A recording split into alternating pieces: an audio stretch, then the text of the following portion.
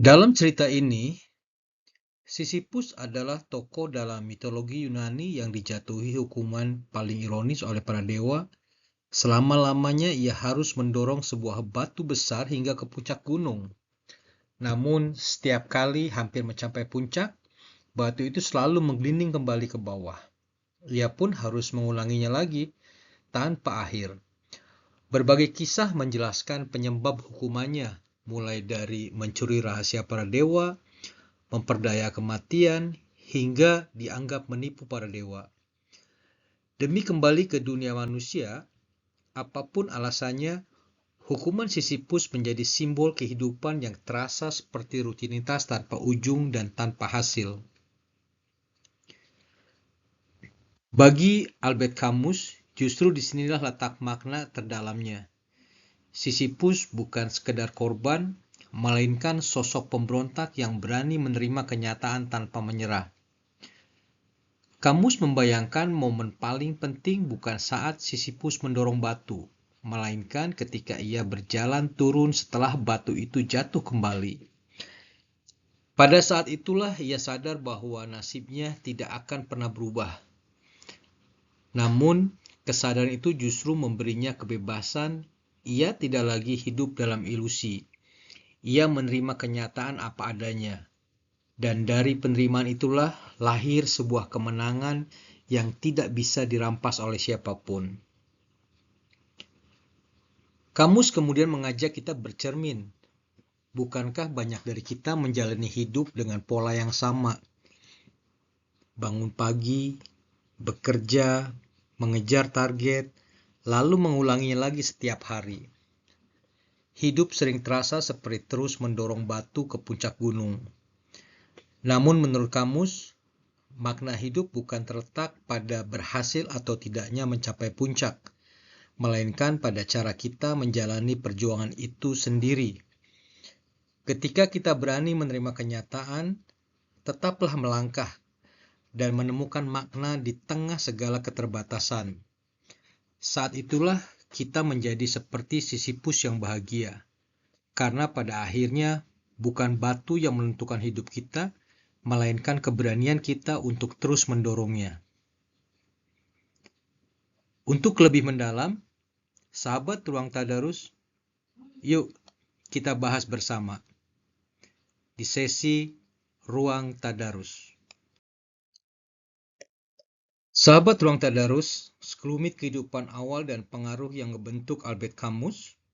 Albert Camus lahir di Mondovi, sekarang dikenal dengan Drain, di negara Aljazair pada tahun 1913. Saat wilayah itu masih berada di bawah kekuasaan Prancis. Ayahnya, Lucien Auguste Camus, awalnya bekerja di kebun anggur yang kemudian menjadi tentara Prancis dalam Perang Dunia I dan gugur setelah pertempuran Marne. Setelah itu, Camus kecil pindah bersama ibu dan kakaknya ke apartemen sederhana di kawasan miskin Algiers. Mereka tinggal bersama nenek dari pihak ibu yang dikenal keras dan disiplin. Meskipun tumbuh dalam kondisi miskin dan sulit, Camus berhasil melanjutkan kuliah di Universitas Algiers dengan jurusan filsafat. Di sana, di bawah bimbingan Profesor Jean Granier, Camus banyak terpapar karya-karya sastra klasik Prancis, terutama dari André Malraux dan André Gide, yang kemudian cukup mempengaruhi cara berpikirnya. Sahabat Ruang Tadarus, dalam pembahasan tentang menerima yang absurd ketika hidup tidak selalu masuk akal, di sini Camus membuka The Myth of Sisyphus ini dengan pertanyaan yang sederhana, tetapi menghantui manusia sepanjang zaman. Begini, jika hidup pada akhirnya tidak memiliki makna yang pasti, mengapa kita harus terus hidup?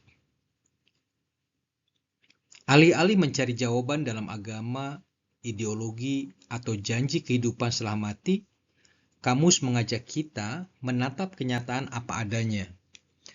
Menurutnya, bahwa manusia memang selalu haus akan makna, tetapi alam semesta tidak pernah berkewajiban memberikan jawaban. Disitulah lahir apa yang ia sebut sebagai absurditas, bentuk antara keinginan manusia untuk memahami hidup dan kenyataan bahwa hidup sering kali tetap diam. Kamus kemudian menggunakan Sisyphus sebagai gambaran manusia modern. Setiap hari kita bangun, bekerja, mengejar target, menghadapi tekanan, lalu mengulang rutinitas yang sama esok harinya. Sekilas semuanya tampak seperti mendorong batu yang terus jatuh kembali. Namun kamus tidak mengajak kita menyerah atau tenggelam dalam nihilisme. Sebaliknya, ia mengajak kita menerima kenyataan itu dengan kesadaran penuh, bukan dengan ilusi tetapi dengan keberanian. Saat kita berhenti menunggu hidup menjadi sempurna dan mulai menerima bahwa ketidakpastian adalah bagian dari kehidupan, disitulah muncul kebebasan sejati. Kita tidak lagi hidup karena janji-janji kosong, tetapi karena memilih untuk tetap hidup. Menariknya bagi kamus, menerima absurditas bukan berarti berhenti berkarya. Justru sebaliknya. Seni, sastra, musik, dan kreativitas adalah bentuk pemberontakan paling indah terhadap dunia yang tidak selalu masuk akal. Seorang seniman tidak menciptakan karya untuk menemukan jawaban mutlak, tetapi untuk mengekspresikan pengalaman menjadi manusia. Itulah sebabnya kamus mengagumi tokoh-tokoh seperti Friedrich Nietzsche, Fyodor Dostoevsky, dan Franz Kafka, yang melalui karya-karyanya memperlihatkan kompleksitas hidup tanpa berpura-pura memiliki semua jawabannya. Pada akhirnya, pesan kamus sangat relevan hingga hari ini. Kita mungkin tidak pernah menemukan makna hidup yang universal, tetapi kita selalu bisa memilih bagaimana menjalani hidup dengan penuh kesadaran, keberanian, dan kreativitas.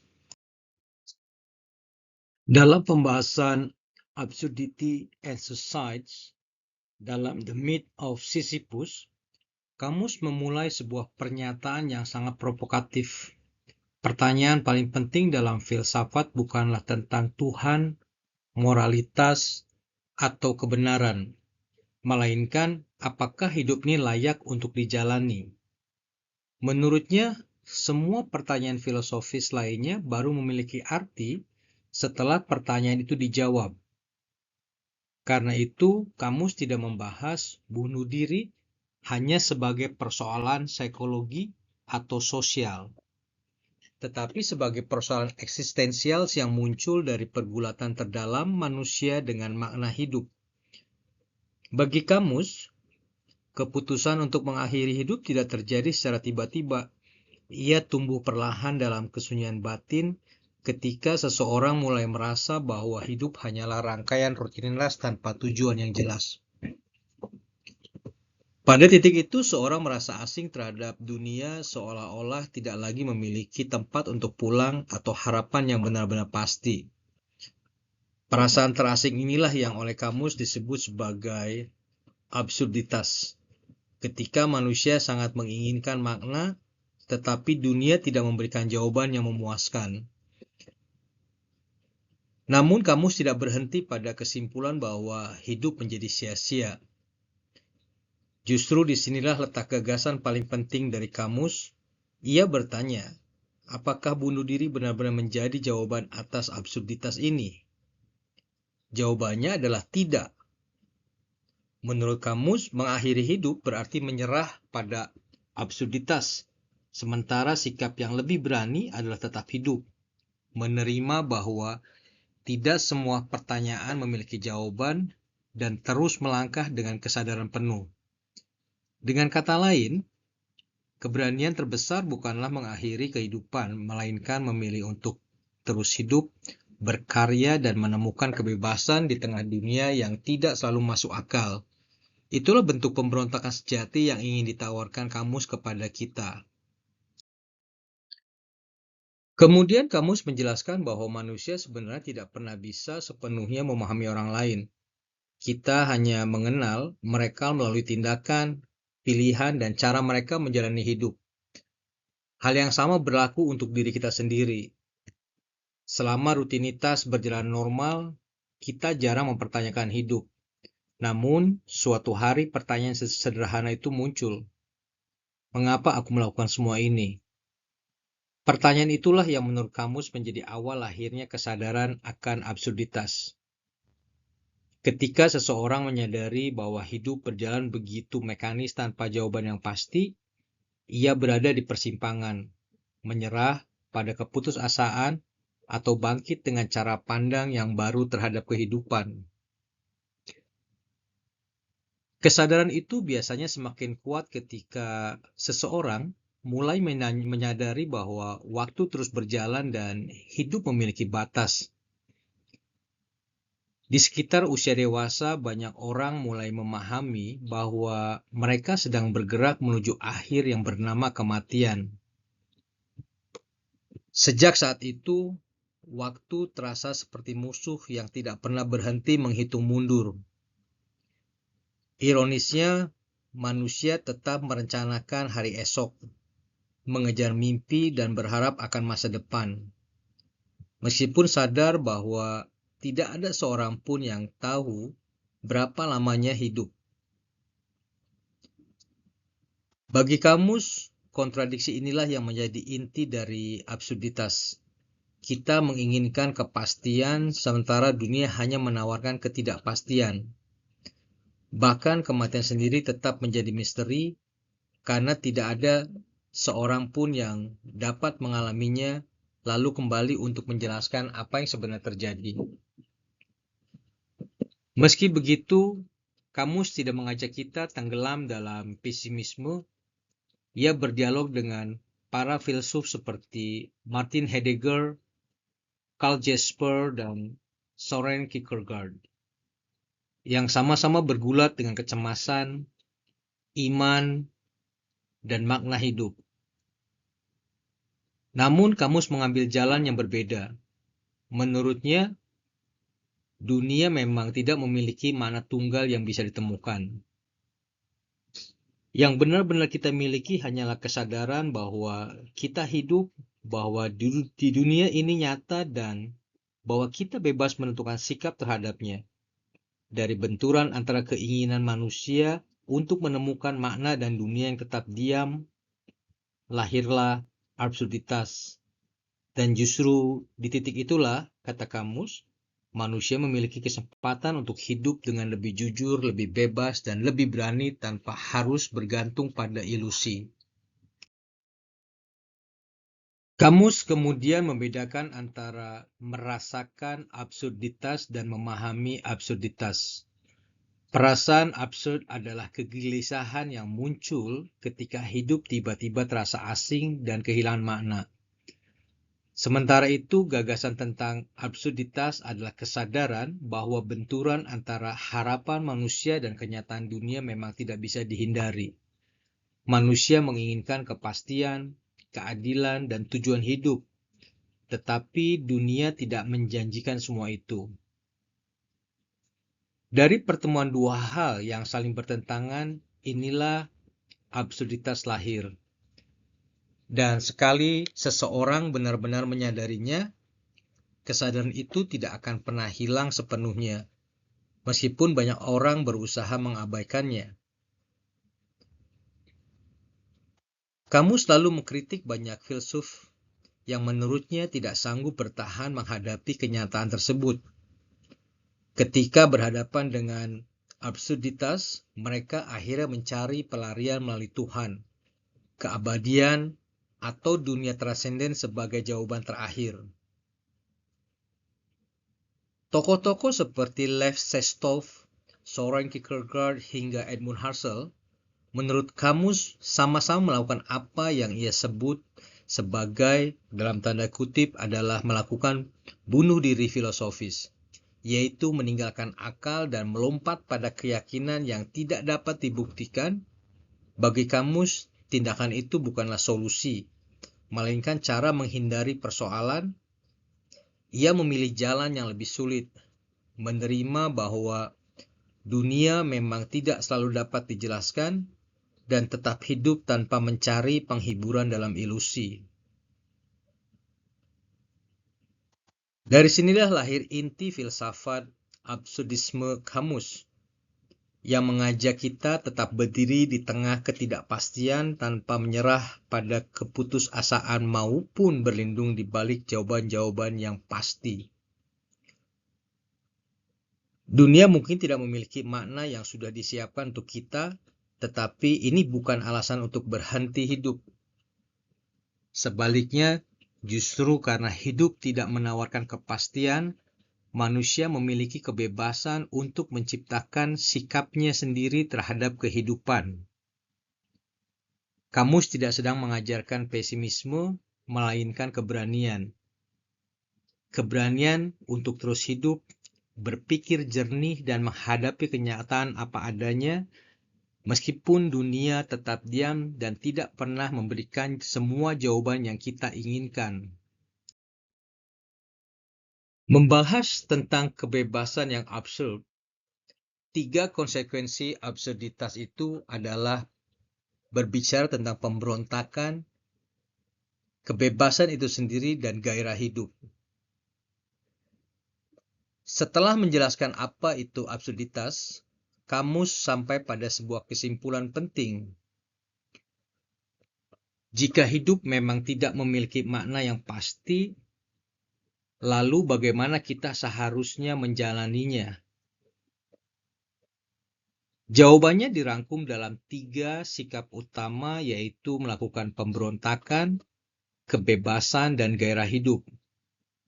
Menurut Camus, manusia memang memiliki hasrat untuk menemukan kepastian dan kesatuan, tetapi dunia tidak pernah mampu memenuhinya. Kita hidup di alam semesta yang acuh tak acuh terhadap harapan manusia. Disinilah letak konflik terbesar manusia, yang berbeda dengan hewan yang hanya hidup mengikuti naluri, sedangkan manusia memiliki kesadaran bahwa dirinya akan mati dan terus mempertanyakan alasan keberadaannya. Kesadaran inilah yang melahirkan absurditas. Namun Camus tidak menganggap absurditas sebagai alasan untuk menyerah. Justru sebaliknya, ia mengajak manusia melakukan pemberontakan, bukan dengan kekerasan, tetapi dengan terus hidup tanpa lari ke ilusi. Bunuh diri menurut Camus bukanlah solusi karena itu hanya mengakhiri pertarungan. Begitu pula dengan keyakinan yang menjanjikan jawaban mutlak tanpa bukti, yang ia sebut sebagai bunuh diri filosofis. Pemberontakan sejati adalah menerima bahwa hidup tidak memiliki jawaban final, tetapi tetap memilih untuk hidup sepenuhnya. Dari sikap inilah lahir kebebasan. Ketika seseorang berhenti menggantungkan hidup pada harapan akan masa depan, keabadian, atau kepastian yang tidak dapat dibuktikan, ia menjadi bebas untuk menentukan makna hidupnya sendiri di masa kini. Kebebasan bukan lagi soal melakukan apa saja, melainkan keberanian untuk hidup tanpa bergantung pada ilusi. Konsekuensi terakhir adalah berbicara tentang gairah hidup, passion. Bagi Camus, jika hidup hanya sekali dan tidak memiliki tujuan yang sudah ditentukan, maka cara terbaik untuk menjalaninya adalah dengan menghidupi setiap momen secara utuh.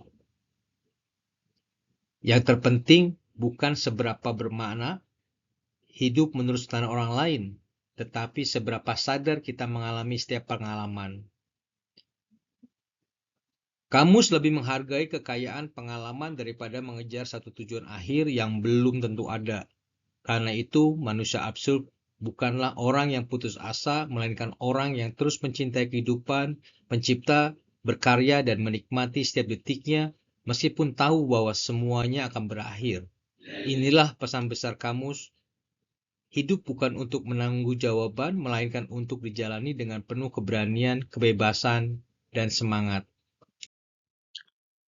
Sangat menarik, dalam pembahasan selanjutnya, kamus mengambil contoh cerita Don Juan yang merupakan sebagai simbol manusia yang hidup tanpa ilusi.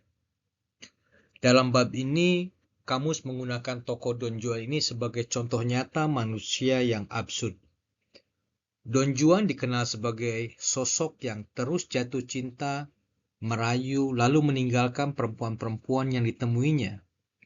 Sekilas ia tampak hanya sebagai seorang penggoda, tetapi bagi kamus, Don Juan melambangkan seseorang yang menjalani hidup dengan penuh kesadaran. Ia tahu bahwa tidak ada hubungan yang akan memberinya kepuasan abadi, namun ia tetap mencintai setiap perempuan dengan sepenuh hati pada saat itu.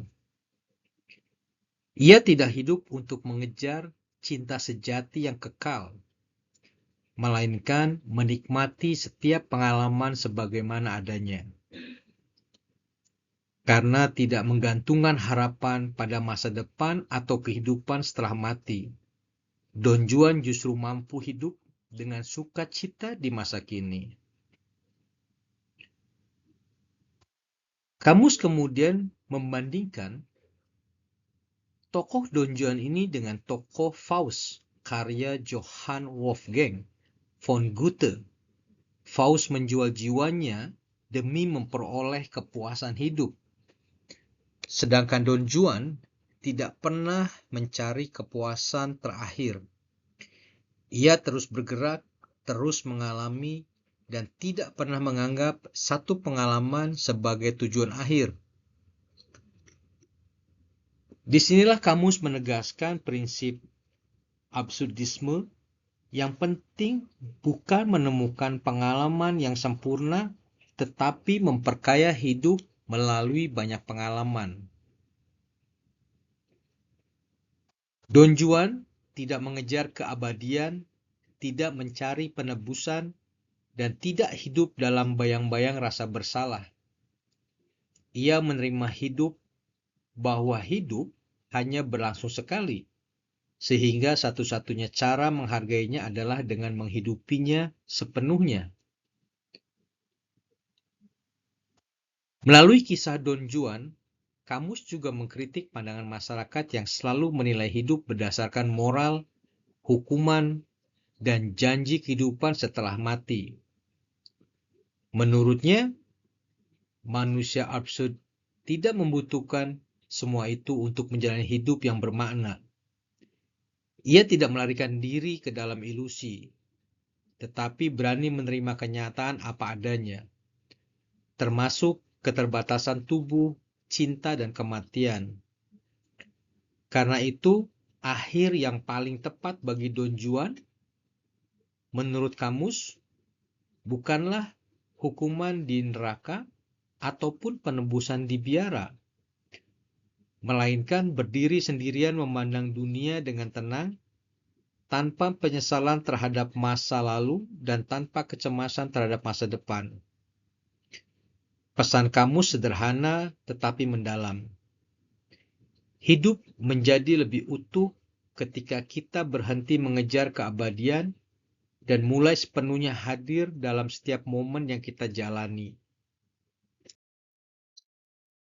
Dalam konteks selanjutnya, kamus membahas tentang aktor dalam drama di mana aktor menjalani banyak kehidupan dalam satu kehidupan.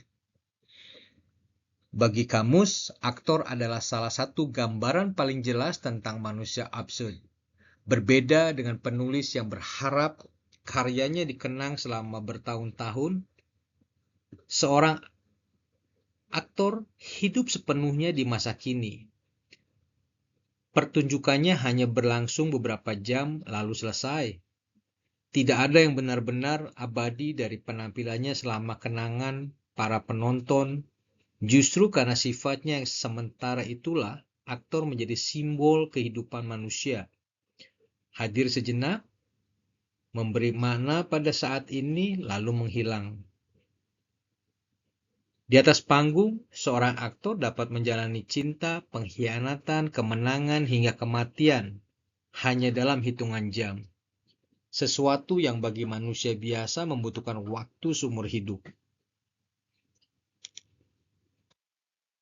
Kamus juga menekankan bahwa dalam seni peran, tubuh itu adalah pusat dari segalanya. Seorang aktor tidak sekedar memahami sebuah karakter melalui pikiran, tetapi benar-benar menghidupinya melalui gerak, ekspresi, suara, dan emosi. Setiap kali memainkan tokoh baru, ia seolah memiliki kehidupan baru. Dengan begitu, seorang aktor mengalami jauh lebih banyak pengalaman daripada satu identitas saja.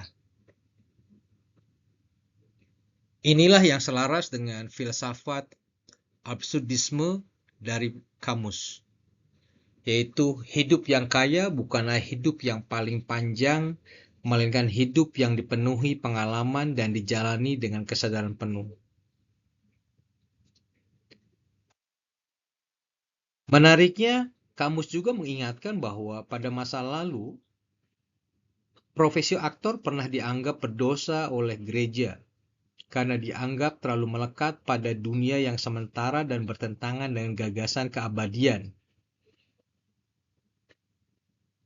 Tokoh-tokoh seperti Adreni, Lecouvre, dan Molière bahkan memilih tetap setia pada panggung meskipun harus menghadapi penolakan dari institusi keagamaan. Bagi Kamus, pilihan itu bukan sekedar soal seni, tapi sebuah sikap hidup. Aktor yang absurd tidak mengejar keabadian atau pengakuan setelah mati.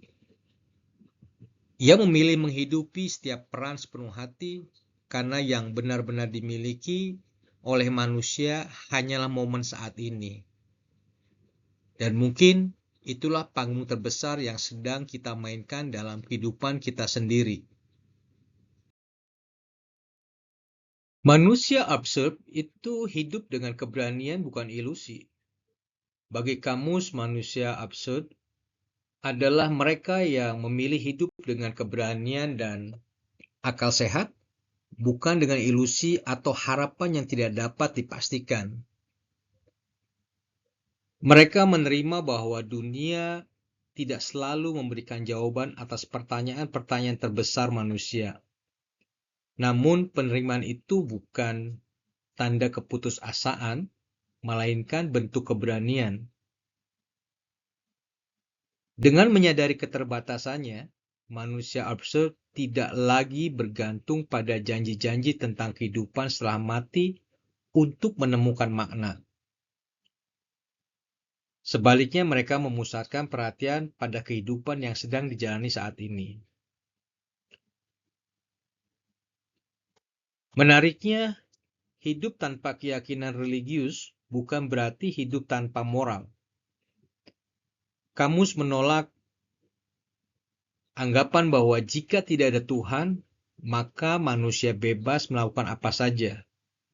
Menurutnya, manusia tetap bertanggung jawab atas setiap pilihan yang dibuat karena setiap tindakan membawa dampak bagi orang lain. Bedanya, manusia yang absurd tidak bertindak baik karena takut dihukum atau berharap mendapatkan pahala. Mereka memilih bertanggung jawab karena sadar bahwa konsekuensi adalah bagian dari kehidupan. Mereka bersedia menerima akibat dari setiap keputusan tanpa terjebak dalam rasa bersalah yang berkepanjangan. Penyesalan tidak dapat mengubah masa lalu. Yang bisa dilakukan hanyalah bertindak dengan jujur dan bertanggung jawab pada saat ini. Di sepanjang penjelasan dalam buku The Myth of Sisyphus, Kamus menghadirkan tokoh-tokoh seperti Sisyphus, Don Juan, dan sosok aktor sebagai contoh manusia absurd. Namun, Kamus tidak bermaksud menjadikan mereka teladan yang harus ditiru. Mereka itu semua hanyalah ilustrasi tentang berbagai cara manusia menghadapi dunia yang tidak pasti. Jadi pesan utama dari kamus bukanlah agar kita hidup seperti mereka, melainkan agar kita belajar satu hal yang paling penting. Ketika kita berhenti mengejar kepastian yang mustahil dan mulai menerima hidup apa adanya, kita justru menemukan keberanian, kebebasan, dan kehangatan untuk menjalani kehidupan dengan sepenuh hati. Dalam konteks penjelasan, sang penakluk berani bertindak di tengah dunia yang tidak pasti. Ini adalah sebagai contoh terakhir manusia absurd, di mana kamus menghadirkan sosok sang penakluk. Bukan sekedar seorang pemimpin perang, melainkan simbol manusia yang memilih bertindak meskipun tahu bahwa tidak ada kemenangan yang benar-benar abadi. Sang penakluk tidak hidup dalam angan-angan tentang surga atau kehidupan setelah mati. Ia hidup sepenuhnya di dunia nyata, menghadapi sejarah, waktu, dan kenyataan apa adanya. Ia sadar bahwa manusia memiliki keterbatasan, tetapi justru karena itulah ia memilih untuk terus bertindak daripada menyerah pada kepasrahan. Baginya, hidup bukanlah tentang menunggu kepastian, melainkan tentang keberanian mengambil keputusan di tengah ketidakpastian. Kamus menunjukkan bahwa perjuangan terbesar sang penakluk sebenarnya bukan melawan orang lain, melainkan melawan dirinya sendiri. Ia tahu bahwa tidak ada kemenangan yang bertahan selamanya, tidak ada revolusi yang benar-benar final, dan bahkan waktu pada akhirnya akan mengalahkan semua manusia. Namun kesadaran itu tidak membawanya dan membuatnya berhenti untuk berjuang. Seperti tokoh Prometheus yang mencuri api dari para dewa demi manusia. Sang penakluk tetap memilih bertindak meskipun harus menanggung konsekuensinya. Jadi bagi kamus, nilai sebuah perjuangan tidak diukur dari hasil akhirnya, tapi dari keberanian untuk tetap berjuang walaupun tahu bahwa kemenangan mutlak tidak mungkin diraih. Melalui tokoh Don Juan, aktor dan sang penakluk, kamus menutup rangkaian contoh tentang manusia absurd, di mana ketiganya memiliki jalan hidup yang berbeda, tetapi berbagi satu sikap yang sama. Mereka tidak hidup berdasarkan harapan akan dunia lain atau kepastian yang belum tentu ada. Mereka memilih menghadapi kenyataan dengan mata terbuka, menerima segala resikonya, dan tetap menjalani hidup sepenuh hati. Inilah inti pesan kamus yang bisa kita ambil, bahwa manusia absurd bukanlah manusia yang putus asa, melainkan manusia yang paling jujur terhadap kenyataan. Ia tahu hidup tidak menawarkan jawaban pasti, tetapi justru karena itu ia memilih untuk hidup dengan keberanian, kebebasan, dan kesadaran penuh, tanpa menyembunyikan apapun dari dirinya sendiri. Pada bagian ini, berbicara tentang seni absurd berkarya tanpa mencari jawaban akhir, di mana kamus menjelaskan bahwa menerima absurditas bukan berarti berhenti berpikir atau berhenti berkarya.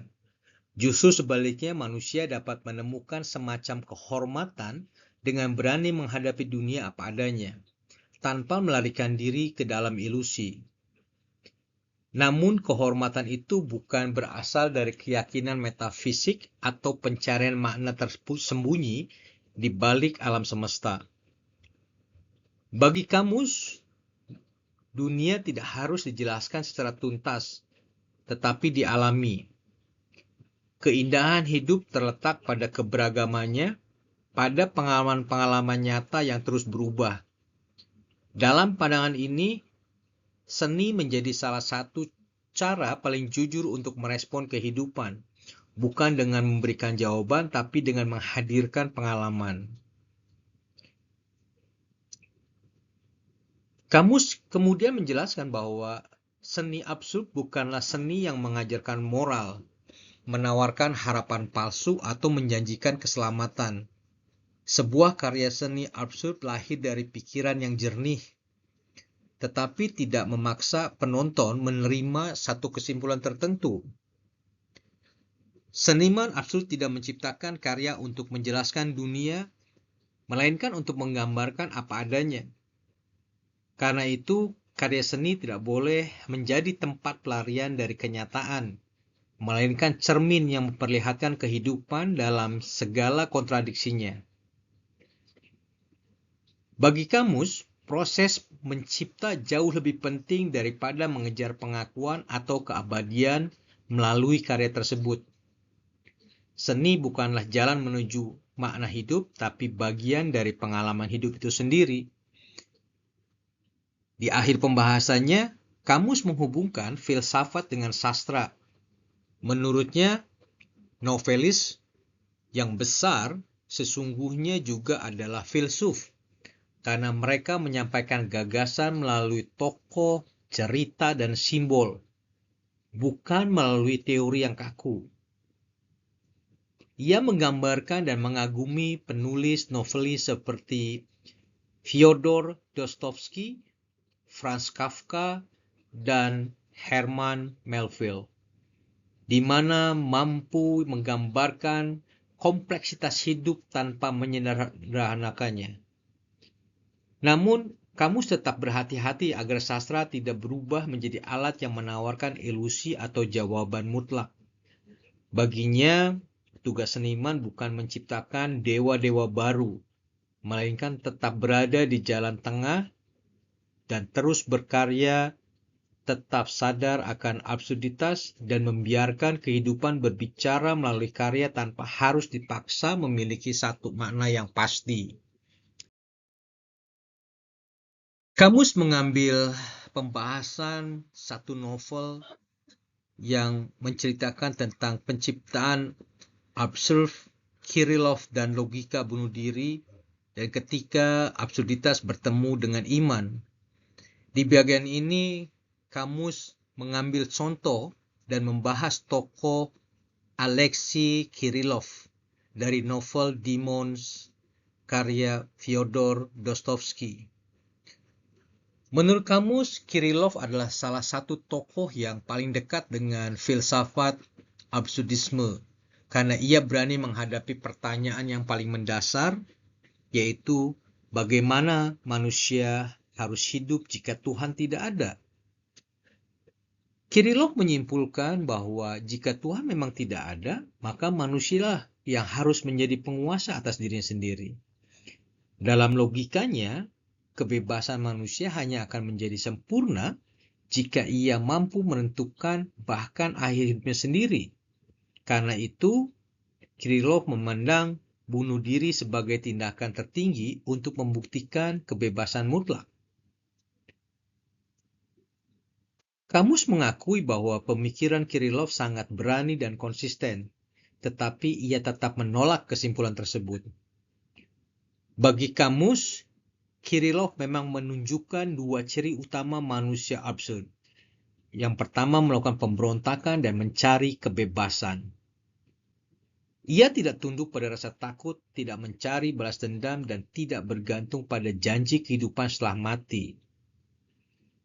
Namun ketika Kirillov benar-benar mengakhiri hidupnya, ia justru menghancurkan satu-satunya hal yang harus dipertahankan oleh manusia absurd, yaitu kehidupan itu sendiri.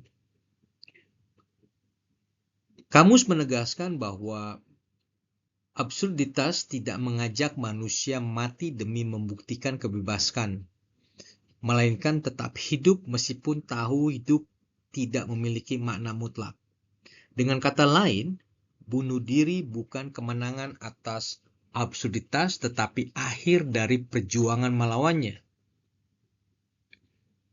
Di akhir pembahasannya, Kamus memberikan penilaian menarik terhadap Dostoevsky di mana ia mengagumi kemampuan Dostoevsky menggambarkan pergulatan batin antara manusia secara detail dan pergulatan manusia secara luar biasa melalui tokoh-tokoh seperti Kirillov, Ivan Karamazov, dan Stavrogin. Namun menurut kamus, Dostoevsky pada akhirnya tidak tetap setia pada absurditas setelah membawa pembacanya hingga ke jurang keraguan. Ia akhirnya kembali pada iman dan harapan akan Tuhan serta kehidupan kekal. Disinilah kamus mengambil jalan yang berbeda.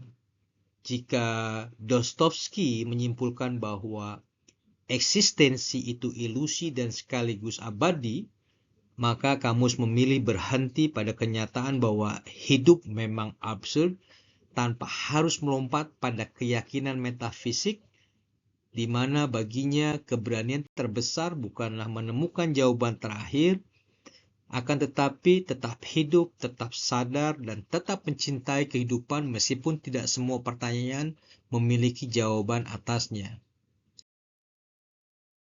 Kamus menjelaskan bahwa harapan adalah sesuatu yang berusaha kembali hadir dalam hidup manusia.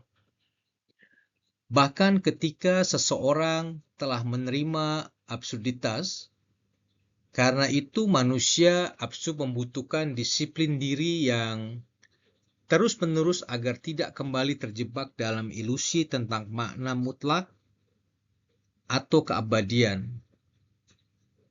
Bagi kamus, seorang seniman tidak berkarya untuk dikenang sepanjang masa untuk mencapai keabadian melalui karyanya. Ia berkarya karena proses mencipta itu sendiri adalah bentuk pemberontakan terhadap dunia yang tidak memiliki makna pasti. Setiap karya lahir dari kesadaran bahwa semuanya bersifat sementara, namun justru disitulah letak keindahannya. Kamus menegaskan bahwa karya seni tidak harus sempurna atau abadi untuk memiliki nilai.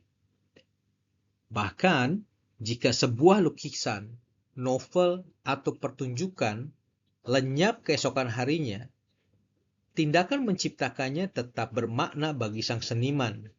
Yang penting bukan warisan yang ditinggalkan, melainkan keberanian untuk terus berkarya tanpa bergantung pada pengakuan atau janji keabadian. Karena itu, seniman absurd tidak berusaha menyampaikan satu kebenaran mutlak yang harus dipercaya semua orang. Sebaliknya, ia merayakan keberagaman, pengalaman manusia menerima kontradiksi, dan membiarkan setiap karya berbicara dengan caranya sendiri. Pada akhirnya, kamus melihat penciptaan sebagai bentuk kebebasan tertinggi. Seniman absurd tidak menciptakan karya untuk melarikan diri dari kenyataan, tetapi untuk menghadapinya dengan jujur. Ia tidak membangun mitos baru atau menawarkan jawaban-jawaban ilahi, melainkan menghadirkan kehidupan sebagaimana adanya. Kehidupan yang rapuh, sementara, atau kehidupan yang penuh gairah dan terus berubah. Inilah yang dimaksud oleh kamus dengan ephemeral creation, yaitu penciptaan yang menerima kefanaan sebagai bagian dari hakikat manusia. Itu justru karena hidup dan karya tidak akan bertahan selamanya, setiap proses mencipta menjadi semakin berharga. Yang abadi bukanlah karya itu sendiri, melainkan keberanian manusia untuk terus mencipta, meski tahu bahwa segala sesuatu pada akhirnya akan berlalu. Pada akhirnya, Albert Camus tidak sedang mengajarkan kita untuk menjadi pesimis. Ia juga tidak meminta kita berhenti mencari makna. Yang ia lakukan adalah mengajak kita untuk jujur. Jujur bahwa hidup tidak selalu memberikan jawaban, jujur bahwa tidak semua doa itu dibalas seperti yang kita harapkan, jujur bahwa tidak semua perjuangan berakhir dengan kemenangan, namun justru di sanalah manusia menemukan kebebasannya.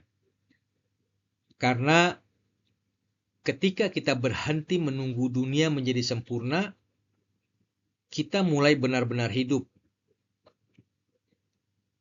Kamus mengingatkan bahwa keberanian terbesar bukanlah menemukan jawaban atas semua pertanyaan. Keberanian terbesar adalah tetap melangkah. Meski tidak semua pertanyaan memiliki jawaban, tetap mencintai meski tahu semua akan berakhir, tetap berkarya meski sadar karya kita suatu hari akan dilupakan, tetaplah berbuat baik, bukan karena mengharapkan hadiah, tetapi karena itulah pilihan yang kita ambil sebagai manusia. Mungkin itulah makna terdalam dari cerita Sisyphus. Batu itu memang akan terus jatuh. Pekerjaan itu mungkin tidak pernah selesai. Hidup mungkin tak pernah sepenuhnya masuk akal. Tetapi selama kita masih memiliki keberanian untuk mendorong batu itu sekali lagi, selama kita masih mampu tertawa di tengah absurditas, selama kita masih memilih untuk mencipta, mencintai, dan menjalani hidup dengan kesadaran penuh, maka kita belum dikalahkan. Karena yang membuat manusia menjadi besar bukan dunia yang memberinya makna, melainkan keberaniannya untuk tetap hidup. Di dunia yang mungkin tidak pernah menjelaskan dirinya, dan mungkin pertanyaan terbesar bukan lagi apa makna hidup, melainkan bagaimana aku akan menjalani hidup ini meski tanpa kepastian. Sebab pada akhirnya bukan jawaban yang mengubah hidup kita, tetapi keberanian untuk terus hidup. Nah, bagaimana menurut sahabat Ruang Tadarus pembahasan kali ini? Dan satu pertanyaan untuk kita semua. Apakah hidup memang harus memiliki makna yang pasti? Atau justru manusialah yang memberi makna pada setiap langkah yang kita jalani? Tuliskan komen, pendapat para sahabat Ruang Tadarus di ruang kolom komentar, karena setiap sudut pandang dan perspektif yang muncul adalah bagian dari perjalanan kita memahami tentang kehidupan. Sampai jumpa di pembahasan berikutnya. Tetaplah belajar, tetaplah berpikir, dan tetaplah berbagi. Karena di Ruang Tadarus kita percaya bahwa berpikir adalah bentuk keberanian dan memahami adalah awal dari kebijaksanaan. Sehat dan sukses selalu buat sahabat Ruang Tadarus. Jumpa lagi di pembahasan berikutnya. Ciao!